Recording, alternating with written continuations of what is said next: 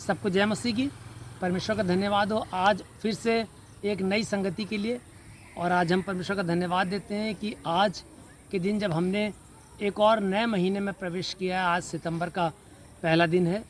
तो आज इस वचन के द्वारा मैं आप लोगों को आशीष देना चाहता हूँ इस सितंबर के महीने के लिए कि प्रभु इस महीने में आपको बहुत आयत से आशीष दें। आइए इसके विषय में हम लोग परमेश्वर के वचन से देखेंगे और हम देखेंगे भजन संहिता उसका 40वां अध्याय और उसकी 13वीं आयत में ऐसे लिखा हुआ है कि हे यहोवा कृपा करके मुझे छुड़ा ले, हे यहोवा मेरी सहायता के लिए फुर्ती कर। यहाँ पर हम देखते हैं कि जो भी याचक है वो परमेश्वर से ये प्रार्थना कर रहा है कि परमेश्वर मुझ पर अपनी कृपा कर और मुझको छुड़ा ले और मेरी सहायता करने के लिए फुर्ती कर। इसी संदर्भ में इस महीने की शुरुआत के लिए हम देखेंगे कि क्या हमारे जीवन में जब हम परमेश्वर से फुर्ती के लिए कह रहे हैं तो हमारे जीवन में क्या हम फुर्ती उस कार्यों को करते हैं कि नहीं। तो यहाँ पर हम देखेंगे नीति वचन की पुस्तक उसका 6वां अध्याय और उसकी 9वीं आयत में ऐसे लिखा हुआ है, हे आलसी तू कब तक सोता रहेगा, तेरी नींद कब टूटेगी। और ऊपर 6ठी आयत में लिखा हुआ है, हे आलसी चींटियों के पास जा, उनके कामों पर ध्यान दे और बुद्धिमान हो। यहाँ परमेश्वर का वचन हमें ये कहता है कि जब भजन संहिता में हमने देखा कि जो याचक है वो परमेश्वर से ये प्रार्थना कर रहा है कि हे परमेश्वर जो मैं संकटों में पड़ा हूँ उस संकटों से मुझको छुड़ा ले, और अपनी सहायता के लिए यहोवा परमेश्वर से फुर्ती करने के लिए कह रहा है, यानी जल्दी से वो उस संकट से बाहर आना चाहता है। लेकिन नीति वचन की पुस्तक में जो अभी हमने वचन पढ़ा उसमें ये वचन ये बताता है कि कभी कभी क्या होता है कि हम आलस के कारण परमेश्वर से दूर होते जाते हैं। परमेश्वर ने जब हमको जीवन दिया है तो उस जीवन में हमें केवल अपने सारे सांसारिक कार्यों को ही करते करते दूसरे कार्यों पे, जो हमारे धार्मिक कार्य हैं, जो हमारे सामाजिक कार्य हैं, जो हमारे आर्थिक कार्य हैं, उनमें भी हमको फुर्ती करनी है। हम परमेश्वर से तो फुर्ती के लिए कह रहे हैं कि परमेश्वर मुझे कष्टों में से बाहर निकालने के लिए फुर्ती कर और मेरी सहायता कर ले, लेकिन यदि हम अपना आलस नहीं छोड़ रहे हैं तो हम अपने कार्यों में पिछड़ते जाते हैं। यदा कदा ऐसा होता है कि कभी कभी जैसे कि हम लोग परमेश्वर के वचन को रोज़ पढ़ते हैं, रोज़ प्रार्थना करते हैं, लेकिन होता क्या है कभी कभी आलस के कारण हम बाइबिल को पढ़ना छोड़ देते हैं। आलस के कारण हम अपने दिन प्रतिदिन की प्रार्थनाओं में पिछड़ते चले जाते हैं।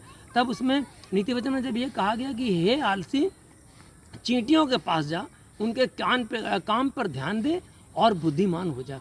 ऐसा इसलिए कहा गया क्योंकि हम लोग देखते हैं कि चींटियाँ किस तरह नियम के अनुसार दिन के दोपहरी में अपने भोजन को समेटती हैं और आने वाले समय के लिए भी अपने खत्तों में, यानी अपने जहाँ पर उनका निवास स्थान है, जहाँ बिल हैं उनके, उसमें जमा करती हैं। वो आलस नहीं करती हैं, तभी उनको पेट भर भोजन भी मिलता रहता है और किसी प्रकार की उनको परेशानी नहीं होती।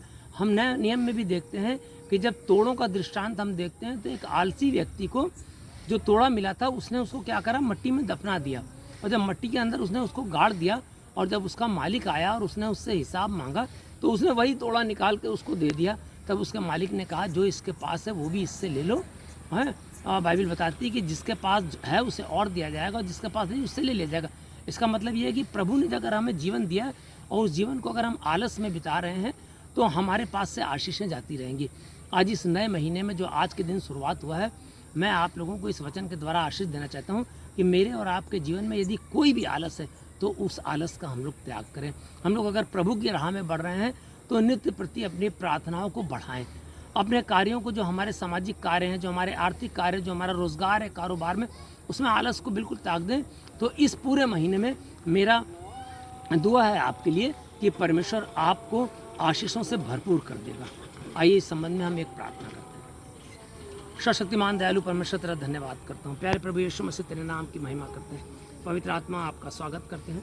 पिता परमेश्वर इस नए महीने में सभी सुनने वाले भाइयों के लिए पिता परमेश्वर, सभी सुनने वाली बहनों के लिए पिता परमेश्वर, सभी सुनने वाले बच्चों के लिए पिता परमेश्वर, इस वचन के द्वारा तेरा वचन कहता है प्रभु कि हमें आलस को त्याग देना है और चींटियों पर ध्यान देना है पिता परमेश्वर की। जिस तरीके से वो अपनी भोजन वस्तुओं को बटेरती हैं उस तरीके से उन पर दृष्टि करके हमको बुद्धिमान होना है।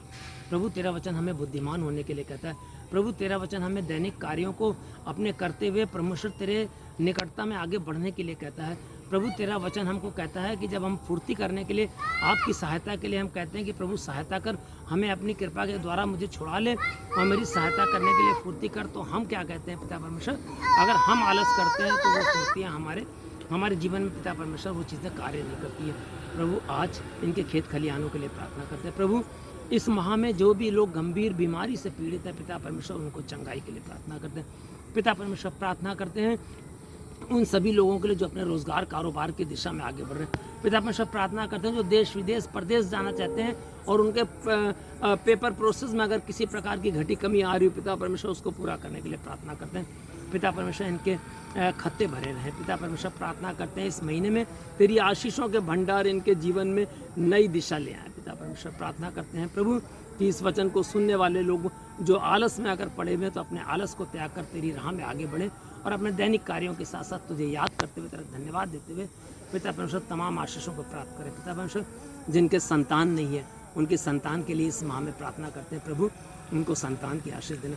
पिता परमेश्वर पढ़ने वाले बच्चों के लिए प्रार्थना करते हैं कि उनके पिता परमेश्वर उनकी बुद्धि को ऐसा खोलना जैसे राजा सुलेमान को तूने बुद्धि का दान दिया था।